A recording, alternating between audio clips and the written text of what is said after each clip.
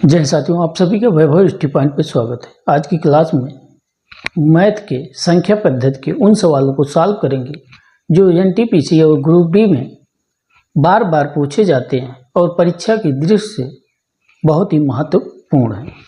सवाल नंबर 1, वह छोटी से छोटी संख्या ज्ञात कीजिए जो 12, 18, 21 व 30 से विभाज्य हो। वह छोटी से छोटी संख्या ज्ञात कीजिए जो 12, 18, 21 व 30 से विभाज्य हो। तो इस प्रकार की सवाल सॉल्व करने के लिए पहले 12, 18, 21 व 30 का लघुत्तम समापवर्तक निकालेंगे। लासा बराबर 12, 18, 21, 30। सबसे पहले छोटी संख्या से काटेंगे तो 2 से काटेंगे, 2 छंग 12, 2 9 18, 21 नहीं कटेगा, 15 दूना 30। अब 3 से काटेंगे, 3 दूनी 6, 3 त्रिका 9, 3 सते 21, 3 पचे 15। अब इसमें ऐसी कोई संख्या नहीं है जिसका गुणनखंड हो सके, तो लासा बराबर 2 गुणे 3 गुणे 2 गुणे 3 गुणे 7 गुणे 5। 2 दूना 4, 3 12, 5 60, 7 त्रिक 21, 0 6 कन्नम 6, 6 दूनी 12, यानी वह संख्या 1260 होगी। छोटी से छोटी संख्या जो 12, 18, 21 व 30 से पूर्ण रूप से विभाजित हो, अर्थात विकल्प नंबर बी। नंबर 2, एक छात्र ने एक संख्या को 21 से विभाजित करने के बजाय 12 से विभाजित किया। विभाजित करना चाहिए था 21 से, लेकिन संख्या को पलट करके वह 12 से विभाजित किया और उसे उत्तर 35 प्राप्त हुआ। तो सही उत्तर ज्ञात। वह 12 से जब विभाजित किया तो भागफल 35 आया। अगर 21 से विभाजित करेगा तो भागफल कितना आएगा, सही उत्तर की गणना करना है। तो 35 और 12, यानी इस 12 में जब भाग दिया तो 35, तो 35 गुणे 12,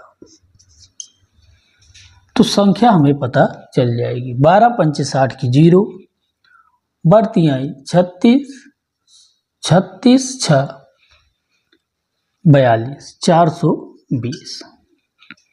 वह संख्या 420 है।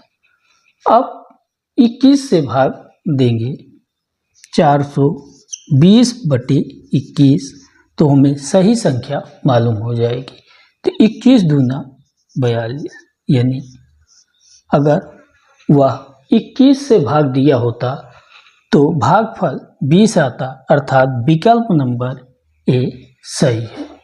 सवाल नंबर 3, वह छोटी से छोटी संख्या ज्ञात कीजिए जिसे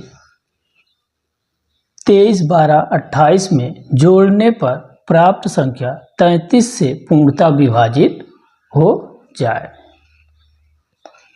वह छोटी से छोटी संख्या ज्ञात कीजिए जो 2,31,228 में जोड़ने पर प्राप्त संख्या 33 से पूर्णतः विभाजित हो जाए।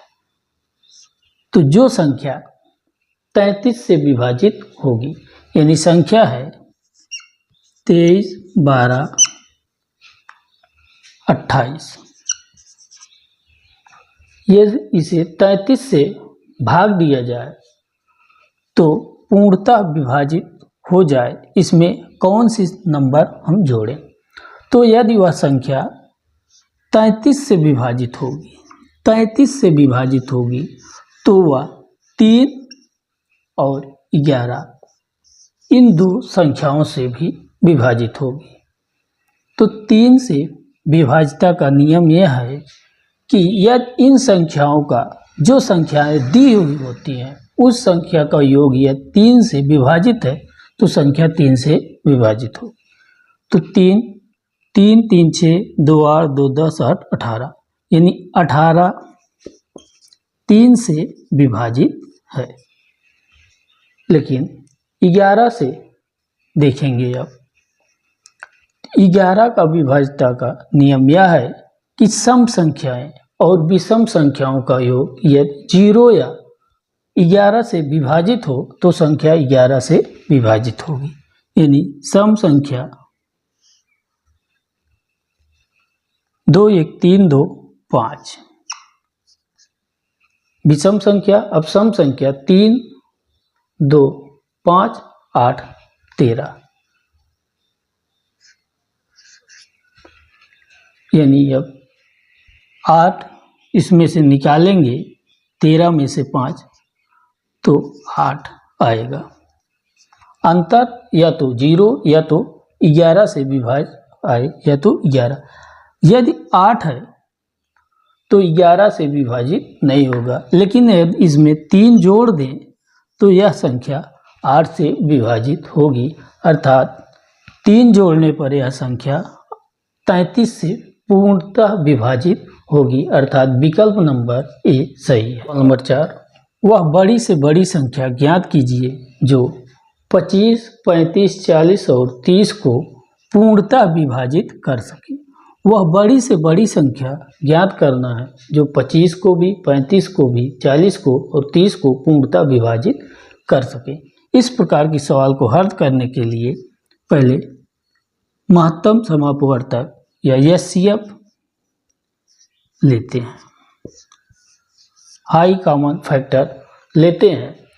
तो 25, 35, 40 और 30 में वह संख्या जो चारों को पूर्णतः विभाजित कर सके। तो यदि ऑप्शन से देखेंगे तो 35, 15, 20 तीनों नहीं कर सकेगा।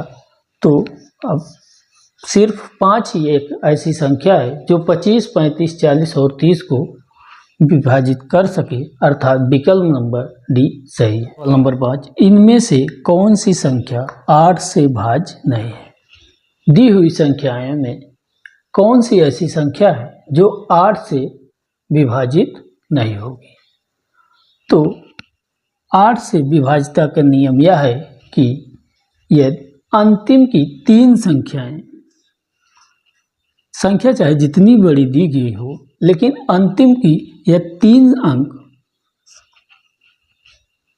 कट रहा है 8 से या 8 से विभाजित है तो संख्या 8 से विभाजित होगी। सबसे पहले 776 में 8 से भाग देंगे, 8 9 72, बचेगा 6,